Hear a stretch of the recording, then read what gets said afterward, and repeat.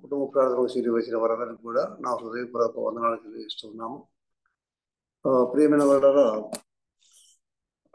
2023 సంవత్సరంలో మన ప్రభువైన యేసుక్రీస్తు కృప మనకు తోడుగా ఉంచి ఈ కుటుంబ ప్రార్థనకు మరి సంవత్సరం అంతా అందరినీ సమకూర్చి నడిపిస్తూ వస్తున్నాడు. అందును బట్టి మనం ప్రభువుకు చెల్లించాలి. ఈరోజు ఉదయకాలంలో దేవుని వాక్యం సహాయం కొరకై లూకాసు వార్త 7వ అధ్యాయము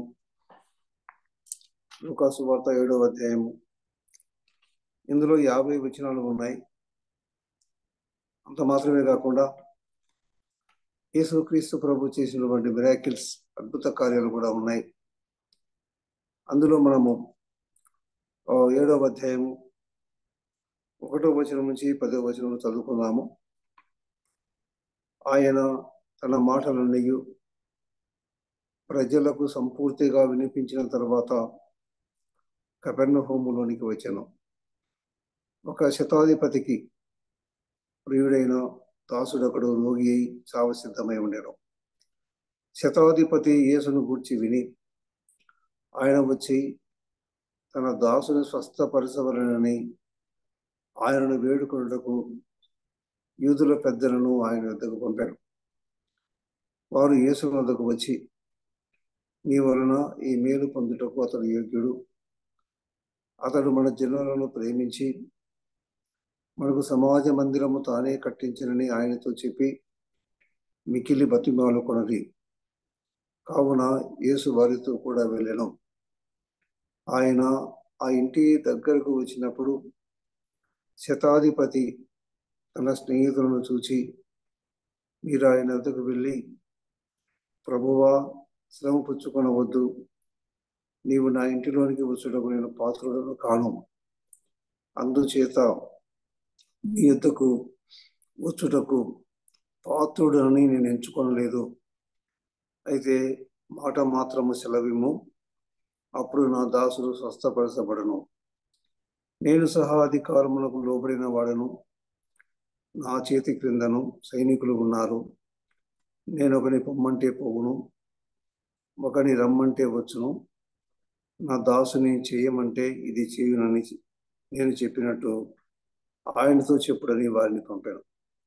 యేసు ఈ మాటలు విని అతని గూర్చి ఆశ్చర్యపడి తన వెంట వచ్చుచున్న జన సమూహం వైపు తిరిగి, ఇజ్రాయిలులో గొప్ప విశ్వాసం చూడలేదని మీతో చెప్పుచున్నాను. ఆయన పంపబడిన వారు ఇంటికి తిరిగి వచ్చి ఆ దాసుడు స్వస్థతై ఉండట కనుగొనరి.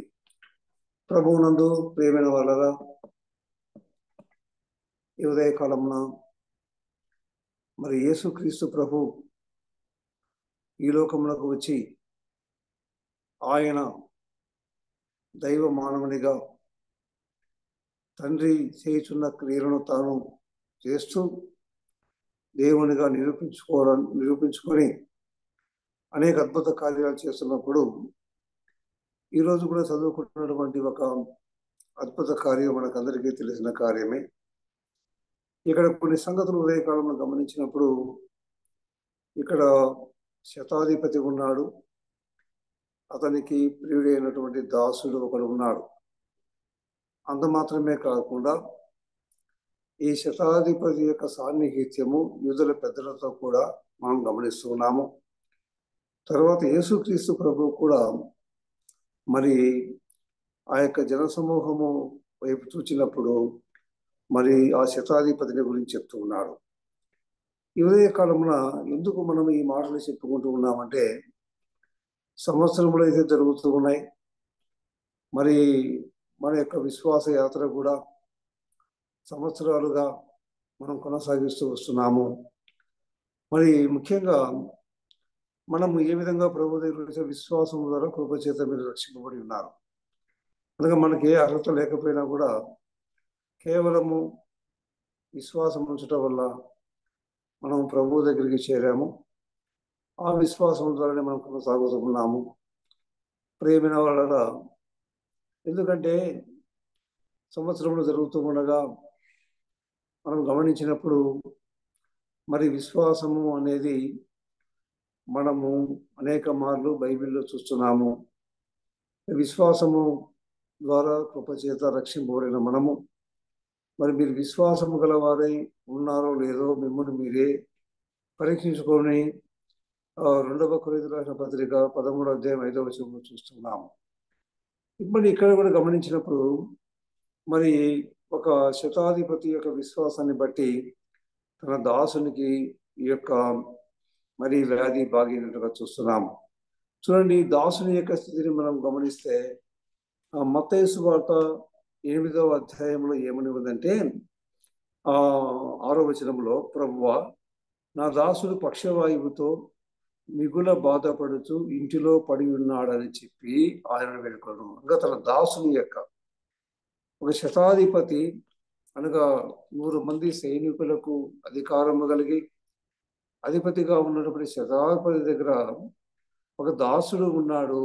ఆ దాసుని యొక్క స్థితి గమనిస్తే ఎలా ఉన్నాడని గమనిస్తే పక్షవాయువుతో ఉన్నాడు, మిగుల బాధపడుతూ ఉన్నాడు, పడి ఉన్నాడు అని అంటూ లూకాసు వార్తకు వచ్చేటప్పటికి ఎలాగని గమనిస్తే రోగి ఒక శతాధిపతికి ప్రియుడైన దాసుడొకడు రోగి అయి సావ సిద్ధమై ఉండను. చూడండి, ఆ యొక్క పరిస్థితిని మనం గమనించినప్పుడు ఇక్కడ ఉన్నటువంటి దాసుడు అంటే ముసలివాడేం కాదు, లేకపోతే పిల్లవాడు కాదు, కానీ తన దగ్గర సైనికులు ఉన్నారంటే ఒక యవ్వన ప్రాయంలోనే ఉండవచ్చు, ఒక యూత్ ఉండవచ్చు, 40 సంవత్సరాల లోపల ఉండవచ్చు, లేక 30 సంవత్సరాల లోపల ఉండవచ్చు. కానీ మొత్తానికి గమనిస్తే ఈ యొక్క దాసుని యొక్క స్థితి గమనిస్తే కండిషన్స్ ఎలా ఉన్నాయని గమనిస్తే పక్షవాయువుతో ఉన్నాడు.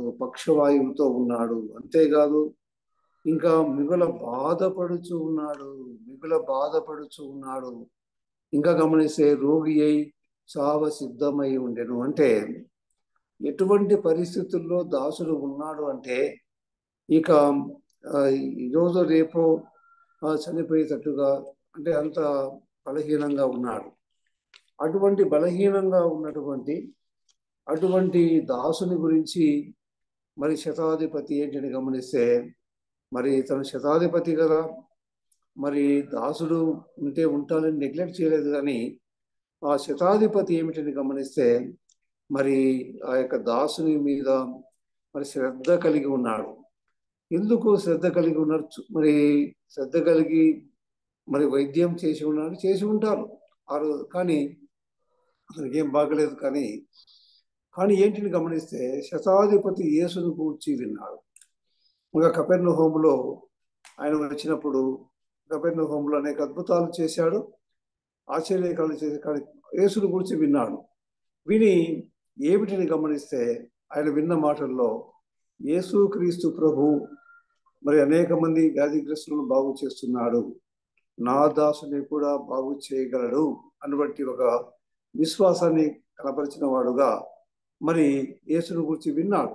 యేసు క్రీస్తు ప్రభు ఈ లోకానికి వచ్చినప్పుడు ఆయన్ను మనం గమనిస్తే మరి చేసే గొప్ప కార్యాలు, ఎన్నో అద్భుతాలు, ఆశ్చర్య కార్యాలు చేస్తూ ఉన్నాడు.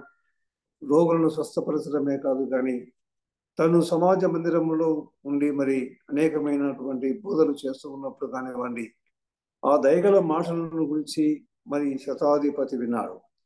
మరి శతాధిపతి విన్నప్పుడు ఏమిటని గమనిస్తే వచ్చి తన దాసుని స్వస్థపరచవలనని ఆయనను వేడుకొనుటకు యూదుల పెద్దలను ఆయన వద్దకు పంపెను.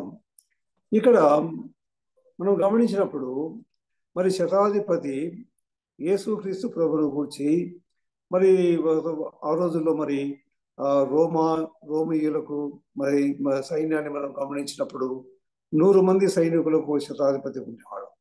ఒక విధంగా చెప్పాలంటే ఈ యొక్క శతాధిపతి అన్యుడని చెప్పవచ్చు, లేకపోతే పూర్తిగా మరి యూదులకు మరి వేరే విధంగా తన జీవితం గడుపుతూ ఉండవచ్చు.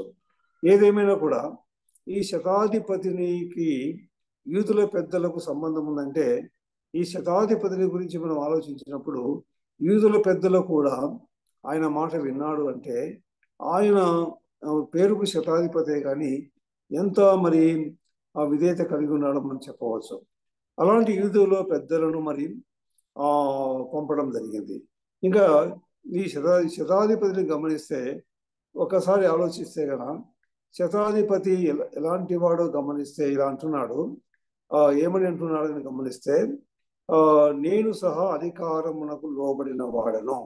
8వ వచనంలో గమనిస్తే శతాధిపతి యొక్క స్థితి గమనిస్తే ఎలా ఉన్నాడంటే అధికారమునకు లోబడిన వాడను, నా చేతి క్రిందను సైనికులు ఉన్నారు, నేను ఒకని పొమ్మంటే పోవును, ఒకడి రమ్మంటే వచ్చును, నా దాసుని చేయమంటే ఇది చేయునని నేను చెప్పినట్టు. అంటే శతాధిపతి ఎంత పవర్ఫుల్గా ఉన్నాడు, ఎంత శక్తిమంతుడుగా ఉన్నాడు, ఎంత ఆధిక్యత కలిగి ఉన్నాడు, ఎంత అధికారం కలిగి ఉన్నాడు అని గమనిస్తే నా చేతి క్రింద సైనికులు ఉన్నారు, నేను ఒకని పొమ్మంటే పోవును, ఒకని రమ్మంటే వచ్చును, నా దాసుని చేయమంటే ఇది చేయును అని తన యొక్క స్థితిని చెప్తూ ఉన్నాడు.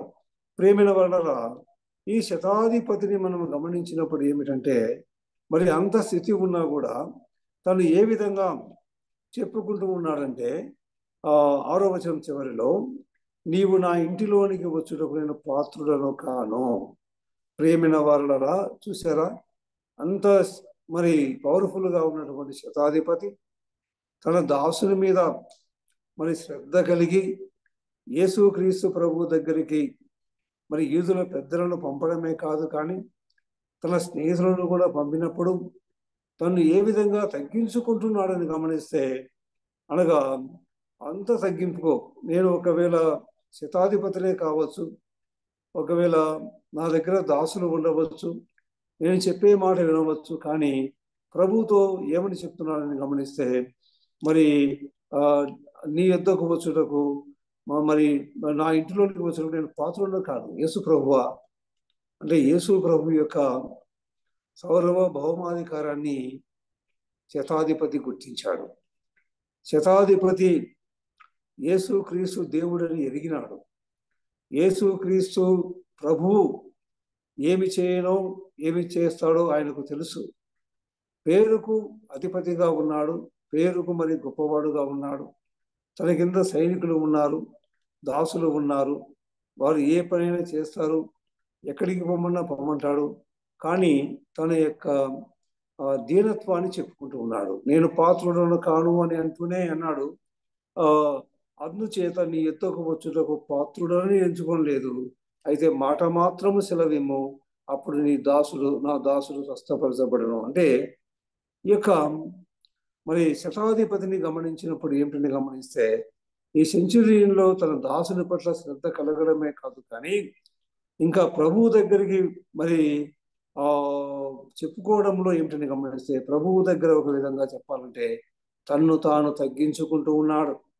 అంతేకాదు గమనించినప్పుడు అంత గొప్ప స్థితిలో ఉన్నా కూడా ప్రభువు దగ్గరకు వచ్చేటప్పటికీ తన యొక్క దీనత్వాన్ని వెళ్ళపరుస్తూ ఉన్నాడు. అనగా తన యొక్క దీనత్వాన్ని, తన యొక్క తగ్గింపును, తన విధేయతను ఎంతగా తగ్గించుకున్నాడని గమనిస్తే ఇంకా నేను పాత్రులను కాను, మరి అలాగే నేను ఎంచుకోవడం లేదు అన్నట్టు మాట మాత్రము సెలవిమ్ము. చూసారా, దేవుని యొక్క మాట మీద, యేసు ప్రభు యొక్క మాట మీద ఆధారపడ్డాడు. ప్రభువా నీవు మాట మాత్రము సెలవిమ్ము, నా దాసుడు బాగుపడతాడు. ప్రేమిన వాళ్ళరా ఉదయకాలంలో మనం గమనించినప్పుడు మరి నిజంగానే ఆ యొక్క శతాధిపతి ఎలా ఉన్నాడంటే యూదుల యొక్క పెద్దల వలన మరి ఆ యొక్క శతాధిపతికి మంచి పేరు ఉన్నట్టుగా చూస్తున్నాం. ఎందుకంటే మరి నాడైనా నేడైనా మరి యూదులు అనగానే పాత నిబంధనలో మొర్దెకై అంటాడు, నేను యూదులను కాబట్టి ఆ పని చేయజాలను అంటాడు. అలాగే మరి పాత నిబంధనలో మనం గమనించినప్పుడు దానియేలు గ్రంథంలో మరి శద్రక్ మేషక్ అబేద్నెగోలు చెప్పిన మాట ఏంటంటే, అయ్యా మేము ప్రత్యేకంగా ఉంటాము, మరి మీరు అగ్నిగుండంలో వేసినా కూడా మేము నీవు పెట్టిన ప్రతిమకు ఏమాత్రము పూజింపమన్నాడు. అలాగే మరి దానియేలు విషయానికి వచ్చేటప్పటికీ వారు ఒక చట్టాన్ని తీసుకుని వచ్చారు, మరి ఏ దేవునికి మొక్కకూడదని.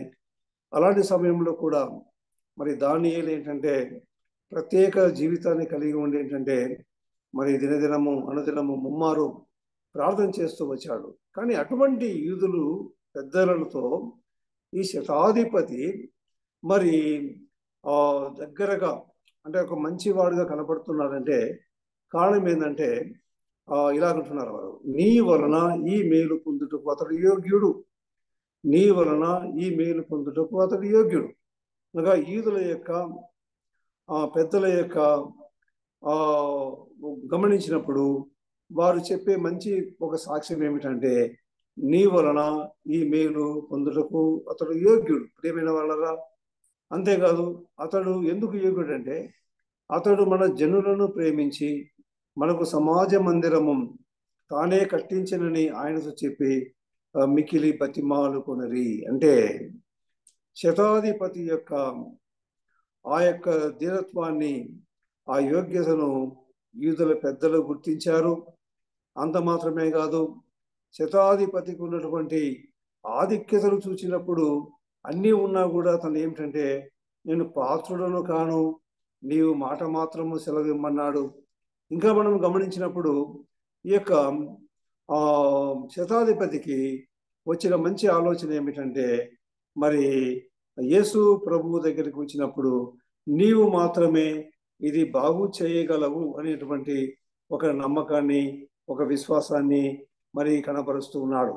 కాబట్టి ప్రియమైన వాళ్ళ ఉదయ కాలంలో గమనించినప్పుడు ఏమిటంటే మరి తన దగ్గర ఉన్న యొక్క దాసుని పరిస్థితి మరి చావకు సిద్ధమై ఉన్నాడు, బాధపడుచు ఉన్నాడు, మరి ఇంకా గమనించి పచ్చవాయువుతో ఉన్నాడు. మరి అలాంటి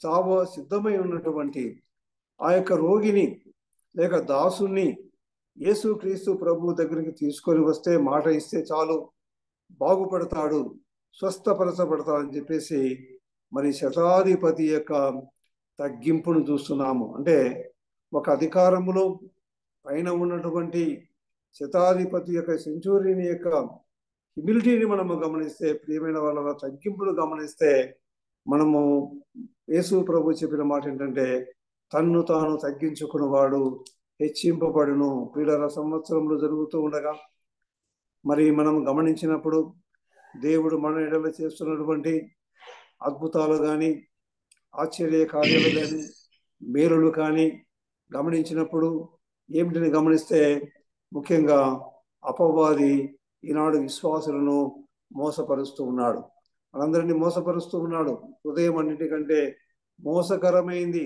అందువల్ల విధేయత అనేది లేకపోతే తగ్గింపు అనేది దేవుని దగ్గర మనము హెచ్చింపబడతాము, అది ఆశీర్వాదములకు కారణమని ఈ శతాధిపతి చూసినప్పుడు మనము ఆలోచించాలి. ఎందుకంటే శతాధిపతి యొక్క ఆ యొక్క హ్యూమిలిటీ, ఆ యొక్క తగ్గింపు, ఆ విధేయతను గమనించినప్పుడు నేను పాత్రుడను కాను, అంటే నాకు ఎటువంటి అర్హత లేదు, నా ఇంటిలోనికి వచ్చుటకు అర్హత లేదు, నాకు అటువంటి ఒకవేళ నేను సమాజ మందిరం కట్టించినా, ఒకవేళ నేను యూదులను ప్రేమించి వారికి మంచి చేసినా కూడా, మరి ఎంత ఉన్నా కూడా నేను పాత్రుడను కాను. అవును ప్రియమైన వాళ్ళరా, బైబిల్లో మనం గమనించినప్పుడు ఏమిటని గమనిస్తే ఒక్కోసారి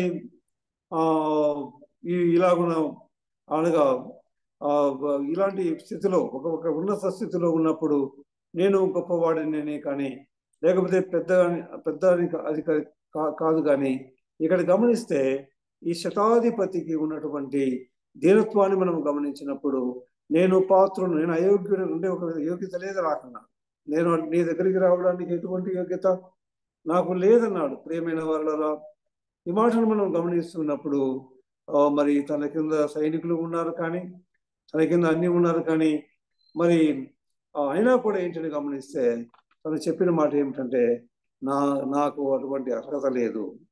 అందువల్ల యేసుక్రీస్తు ప్రభు ఏమిటంటే ఈ మాటలు విన్నాడు, అనగా శతాధిపతి చెప్పిన మాటలు విన్నాడు, అతనిని గురించి ఆశ్చర్యపడ్డాడు. మరి తన వెంట వచ్చుతున్న జనసమూహం వైపు తిరిగి ఇజ్రాయేలులో నేను ఇంత గొప్ప విశ్వాసము నేను చూడలేదని మీతో చెప్పుచున్నాను. ప్రియమైన వాళ్ళరా, చూసారా, అనగా ఎంత విశ్వాసం అని గమనిస్తే ఇంత గొప్ప విశ్వాసము అన్నాడు. అనగా ఇంత గొప్ప విశ్వాసము నేను చూడలేదని మీతో చెప్పుచున్నాను. అంటే ఎంత గొప్ప విశ్వాసం అంటే, మరి తను గొప్ప పదవిలో ఉన్నప్పటికీ, తన చుట్టూ మరి సైనికులు ఉన్నప్పటికీ, దాసులు ఉన్నప్పటికీ, తను ఒకవేళ ఆ మందిరాలు కట్టించినప్పటికీ, తను ఒకవేళ యూదులను ప్రేమించినప్పటికీ, అన్ని ఆధిక్యతలు ఉన్నా కూడా తన యొక్క హృదయంలో ఉన్నటువంటి తగ్గింపును, ఆ విధేయతను యేసుక్రీస్తు ప్రభు చూచి విన్నాడు. విని ఆశ్చర్యపడ్డాడు. తన వెంట వచ్చుతున్న జన సమూహమును చూచి ఇంత గొప్ప విశ్వాసము ఇజ్రాయేలులోనైనను ఇంత గొప్ప విశ్వాసము నేను చూడలేదని మీతో చెప్పుచున్నాను. పంపబడిన వారి ఇంటికి తిరిగి వచ్చి ఆ దాసుడు స్వస్థులైనట కనుగొనరి. చూసారా అని గమనించినప్పుడు చూస్తే, ఈ మాట పలికినప్పుడు గమనించినప్పుడు మనం గమనించినట్టు ఏంటంటే, ఆ దాసుడు ఏమైందని గమనిస్తే చేయబడ్డాడు. అందుకే ఇక్కడ గమనిస్తే, అనగా యేసు ప్రభు మరి ఆ యొక్క శతాధిపతి యొక్క దాసుని అంత క్లిష్ట సమయములో, అంత కష్ట సమయములో చావను సిద్ధముగా ఉన్నా కూడా సెంచూరియన్ అనగా శతాధిపతి యొక్క తగ్గింపును ప్రభువు చూచాడు. శతాధిపతి యొక్క విశ్వాసమును ప్రభువు చూచాడు. శతాధిపతి తన సేవకుని పట్ల ఉన్న మరి ప్రేమను కూడా చూచాడు. పిల్లరా, ఇవి చూచినప్పుడు ఏమిటని గమనిస్తే, మరి వెంటనే ఏంటని గమనిస్తే, ఆ దాసునికి స్వస్థత చేకూరింది. ఆ దాసునికి ఉన్న వ్యాధి బాగైంది. మరి గమనించినప్పుడు చూస్తే, ఈ భాగంలో మనం గమనించినప్పుడు చూస్తే కనుక, పంపబడిన వారు ఇంటికి తిరిగి వచ్చి ఆ దాసుడు స్వస్థుడై ఇనుట కనుగొనరి. కేవలం ఇక్కడ ప్రభు చెప్పిన మాట ఏంటంటే, ఇంత గొప్ప విశ్వాసము. పిల్లరా, మరి ఉదయకాలమున మరి సెంచూరియన్ శతాధిపతికి ఉన్నటువంటి గొప్ప విశ్వాసాన్ని ప్రభువు చూచాడు. ఆ విశ్వాసాన్ని బట్టి ఏంటని గమనిస్తే, సావ సిద్ధముగా ఉన్నటువంటి ఆ యొక్క రోగిని బాగు చేశాడు. ప్రియులరా, ఈనాడు మనం కూడా గమనిస్తే, ఇక్కడ మనము ఒక చిన్న సువార్తను మనం ఆలోచిస్తే, ఈనాడు గమనించినప్పుడు మీరు కూడా మీ అపరాధముల చేత పాపముల చేత చచ్చిన వారు అన్నాడు. మీరు జీవించుచున్నారన్న మాట వాస్తవమే కానీ చనిపోయిన వారితో సమానమన్నాడు. ఒక పాపికి ఆలోచించినప్పుడు ఏమిటని గమనిస్తే, యేసుక్రీస్తు ప్రభు ఈ లోకానికి వచ్చినప్పుడు మరి దేవదూతలు కానివ్వండి, లేక సుమయోను కానివ్వండి, వెళ్ళ కాపులు కానివ్వండి, తూర్పు దేశ జ్ఞానులు కానివ్వండి, వారందరూ కూడా ఆయన్ను పూజించి ఆయనకు స్తోత్రములు చెల్లించారు. కారణం ఏందని గమనిస్తే, ఆయన వచ్చినటువంటి ఈ లోకానికి ఇలాగున చావ సిద్ధముగా ఉన్నటువంటి రోగిని బాగు చేయడమే కాదు కానీ, చావ సిద్ధముగా ఉన్నటువంటి పాప మానవుణ్ణి బాగు చేయడానికి వచ్చాడు. అందుకే రోమా పత్రికలో ఏమని ఉందంటే, మీరు ఇంకను భక్తిహీనులై ఉండగానే, బలహీనులై ఉండగానే యేసు క్రీస్తు ప్రభువు మన కొరకు చనిపోయిన మాట చూస్తున్నాం.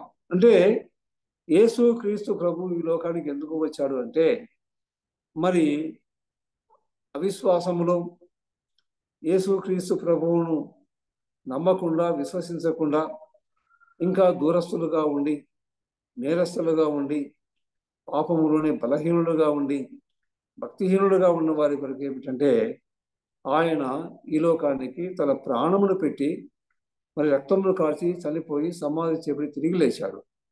మరి కేవలము విశ్వాసము ద్వారా కృప చేత మీకు రక్షణ కలిగిందన్నాడు. ఇంకా విశ్వాసం ఉంచడం వల్ల యేసుక్రీస్తు ప్రభువని నీ నోటితో ఒప్పుకొని ఆయన మృతుల నుండి తిరిగి లేచనని నీ హృదయంలో విశ్వసిస్తే చాలు, నీవు రక్షింపబడతా ఉన్నాను. కాబట్టి రక్షింపబడినటువంటి మనం కూడా ఏమిటంటే గొప్ప విశ్వాసం అన్నాడు. ఎందుకని సంవత్సరంలో జరుగుతూ ఉండగా ఆనాడు శిష్యులు ప్రార్థన చేశారు ఏంటంటే, మా విశ్వాసమును వృద్ధి పొందించమని. అవును, దేవుని యొక్క కొనసాగే మనము ప్రభువులో ఉన్న మనం ఏమిటంటే విశ్వాసములో మరి వృద్ధి పొందడం, లేక విశ్వాసములో ముందుకు సాగడం. పాత నిబంధనలో మనం గమనించినప్పుడు వారు సంవత్సరములు జరుగుతూ ఉండగా విడిపించబడిన తర్వాత అనేక పర్యాయాలు ఏమిటని గమనిస్తే దేవుని యందు వారు విశ్వాసం ఉంచకపోయిరని హెబ్రీయులకు రాసిన పత్రికలో మనము చదువుకుంటాము. హెబ్రీయులకు రాసిన పత్రిక మనము 3వ అధ్యాయంలో ఏమని ఉందని గమనిస్తే 3వ అధ్యాయంలో ఇలాగున మనము గమనించవచ్చు. 3వ అధ్యాయంలో మనం గమనిస్తే ఈ భాగంలో చూస్తే గన, సహోదరులారా, జీవము గల దేవుని విడిచిపోవునట్టి విశ్వాసము లేని దుష్ట హృదయము మీలో ఎవని యందైనను ఒకవేళ ఉండునేమో అని జాగ్రత్తగా చూచుకొనిడి అన్నాడు. ఎందుకు ఈ మాట చెప్తున్నాడు అని గమనిస్తే, ఇజ్రాయేలీలు వారు ఐగుప్తు దేశం నుంచి విడిచినప్పుడు వారు మరి దేవుడు వారిని విడిపించాడు. వారు ప్రయాణం సాగుతూ ఉండగా వారి ప్రయాణం అంతట్లో కూడా దేవుడు ఎంతగానో వారిని మరి కాపాడుతూ పోషిస్తూ వారి వెంట నడిపిస్తూ వస్తూ ఉండగా ఏం జరిగిందని అనేక మార్లు వాళ్ళు ఏంటిని గమనిస్తే దేవుని అందరి విశ్వాసం నుండి తొలగిపోయారు. ఎన్నో అద్భుతాలు వారు చూశారు. మరి పగలు మేఘస్తంభముగాను రాత్రి అగ్నిస్తంభముగా ఉండి మరి వారు నడిపించబడుతూ ఉన్నారు. వారికి మరి పైనుండి ఆహారము అమరించబడతా ఉంది. దేవుని యొక్క ఆశ్చర్య కార్యాలు వారు చూస్తూ ఉన్నారు. కానీ అన్ని సార్లు అన్ని మారులు కూడా వారు అన్ని కార్యాలు చూసినా కూడా ఏమిటిని గమనిస్తే వారు మరి విశ్వాసము లేని దుష్ట హృదయము మీలో ఎవరి యందైనాను ఒకవేళ ఉండునేమో అని జాగ్రత్తగా చూసుకోండి అంటూ ఇది భాగంలో చెప్తూ ఉన్నాడు. ఏమిటిని గమనిస్తే 16వ వచనంలో, విని కోపము పుట్టించిన వారెవరు? మోసే చేత నడిపింపబడి ఐగుప్తుల నుండి బయలుదేరి వచ్చిన వారందరే కదా. ఎవరి మీద 40 ఏళ్ళు ఆయన కోపగించను? పాపము చేసిన వారి మీదనే కదా అని ఇక్కడ చెప్పుకుంటూ వస్తున్నాడు. ప్రియమైన వాళ్ళరా, 19వ వచనంలో, కాగా అవిశ్వాసం చేతనే వారు ప్రవేశింపలేకపోయిరని గ్రహించుచున్నాము. ఎందుకు ఈ మాట చెప్తున్నాడు అని గమనిస్తే, మరి గొప్ప విశ్వాసము ఒక శతాధిపతిలో ఉంది. ఒక అన్యునిలో మనం చూస్తున్నాము. ఆయనకు మరి రోమా అధిపతిగా చూస్తున్నాము. కాబట్టి ఆయనలో ఉన్నటువంటి విశ్వాసం ఎలాంటి విశ్వాసం అంటే గొప్ప విశ్వాసము. గొప్ప విశ్వాసం. ప్రియమైన వాళ్ళరా, ఈ గొప్ప విశ్వాసము నేను చూడలేదని మీతో చెప్పుచున్నాను. మీతో అంటే మరి శతాధిపతి ఏమైనా మరి యూదులా కాదు. శతాధిపతి ఏమైనా మరి యేసుక్రీస్తు ప్రభువును వెంబడిస్తున్నాడా? అది కాదు. కానీ ఆయన విన్నాడు. విని మాట మాత్రమే సెలవిమ్ము అనగా యేసు ప్రభు యొక్క మాటలో ఎంత శక్తి ఉందో గ్రహించాడు. ఆయన మరి ఆ మాట మాత్రమే సెలవిస్తే ఆ శతాధిపతికి బాగవుతుందని మరి విన్నాడు. వెంటనే పంపించాడు. తన స్థితి కూడా చెప్పుకున్నాడు, తగ్గించుకున్నాడు. అనగా యేసుక్రీస్తు ప్రభు ఏమిటని గమనిస్తే ఆ శతాధిపతిలో ఉన్నటువంటి ఆ యొక్క విధేయతను చూపించాడు, తగ్గింపును చూచాడు. మరి ఇంకా గమనించినప్పుడు తన యొక్క విశ్వాసాన్ని కూడా చూచాడు. అంటే మరి అంత గొప్ప శతాధిపతి మరి చెప్పండి, యేసు ప్రభు మరి మనం ఆలోచిస్తే ఆయన ఒక సామాన్యమైనటువంటి ఒక వడ్రంగి కుటుంబంలో జన్మించాడు. మరి ఆయన ఒక సామాన్యమైనటువంటి వాడుగా ఆనాడు తిరుగుతూ ఉన్నాడు. మిగతా వారు ఎవరు గుర్తించలేదు, కానీ ఈయన మాత్రం గుర్తించాడు. కనుక శతాధిపతికి ఎటువంటి నమ్మకం కలిగింది, ఎటువంటి విశ్వాసాన్ని వెల్లడిపరిచాడు అంటే ఆయన ఆ ప్రభువుని గురించి విన్నాడు, తెలుసుకున్నాడు. ఆ తర్వాత మనం గమనించినప్పుడు మత్తయి సువార్తలో 8వ అధ్యాయంలో యేసుక్రీస్తు ప్రభువు మాట్లాడుతూ ఇలా అంటున్నాడు. 10వ వచనంలో, యేసు ఈ మాట విని ఆశ్చర్యపడి వెంట వచ్చుచున్న వారిని చూసి, ఇజ్రాయేలులో ఎవరికైనాను నేనింత విశ్వాసం ఉన్నట్టు చూడలేదని నిశ్చయముగా మీతో చెప్పుచున్నాను, నిశ్చయముగా మీతో చెప్పుచున్నాను అని అంటూ అనేకులు తూర్పు నుండి పడమటి నుండి వచ్చి అబ్రహాముతో కూడాను, ఇస్సాకుతో కూడాను, యాకోబుతో కూడాను పరలోక రాజ్యం ముందు కూర్చుందురు, కానీ రాజ్య సంబంధులు వెలుపటి చీకటిలోనికి త్రోయబడుదురు, అక్కడ ఏడుపును పళ్ళు కొరుకుటి ఉండునని మీతో చెప్పుచున్నాను. అంతట యేసు, ఇక వెళ్ళుము, నీవు విశ్వసించిన ప్రకారము నీకు అవునుగాక అని శతాధిపతితో చెప్పాను. ఆ గడియలోనే అతని దాసుడు స్వస్థతను పొందెను. అంటే ఏదో ఒక వారము లేకపోతే 10 రోజులకు బాగా కాలేదు, కానీ ఇక్కడ చూస్తే నీవు విశ్వసించిన ప్రకారము నీకు అవునుగా కానీ శతాధిపతితో చెప్పగానే ఆ గడియలోనే వెంటనే, ప్రియమైన వాళ్ళ, ఆ గడియలోనే వెంటనే అతని దాసుడు స్వస్థతను పొందెను.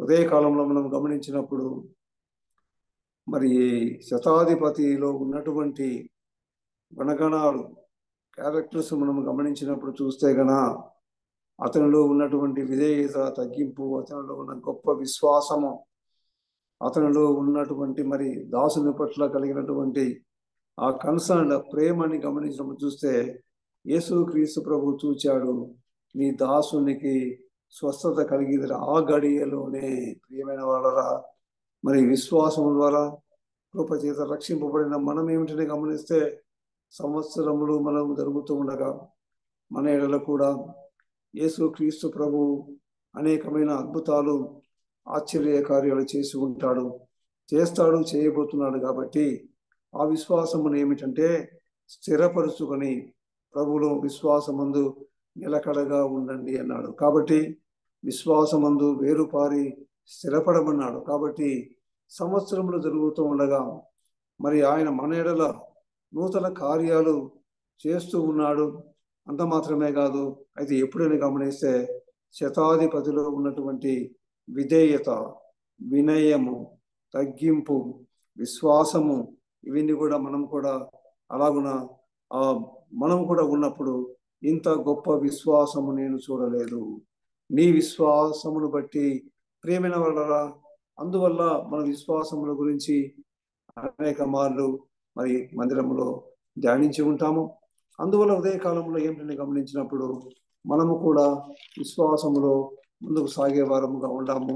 చివరగా కొరింథీయులకు రాసిన 2వ పత్రికలో గమనిస్తే 13వ అధ్యాయము 5వ వచనంలో, మీరు విశ్వాసము గలవారై ఉన్నారో లేదో మిమ్మును మీరే శోధించుకొని చూచుకొనుడి, మిమ్మును మీరే పరీక్షించుకొనుడి, మీరు భ్రష్టులు కాని ఎడల యేసుక్రీస్తు మీలో ఉన్నాడని మిమ్మల్ని గురించి మీరే ఎరుగరా. కాబట్టి ప్రియమైన వారలారా, ఉదయకాలమున యేసుక్రీస్తు ప్రభువును విశ్వాసం ఉంచిన మనం ఏమిటని గమనిస్తే మరి ప్రభువు చెప్పినట్టుగానే మీరు విశ్వాసము గలవారై ఉన్నారో లేదో మిమ్మల్ని మీరే శోధించుకొని చూసుకోనండి. కాబట్టి విశ్వాసములో మనం చూచినప్పుడు, విశ్వాసంలో ముందుకు సాగుతూ ఉండగా మన విశ్వాసమును వృద్ధి పొందించమని ప్రభువును అడిగితే, అలాగున ఇంత గొప్ప విశ్వాసము నేను చూడలేదని ప్రభువు మరి ఆనాడు శతాధిపతితో చెప్పాడు.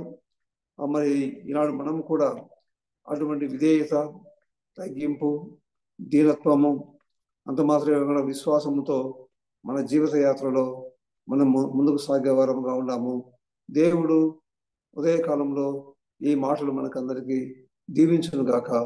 ప్రార్థన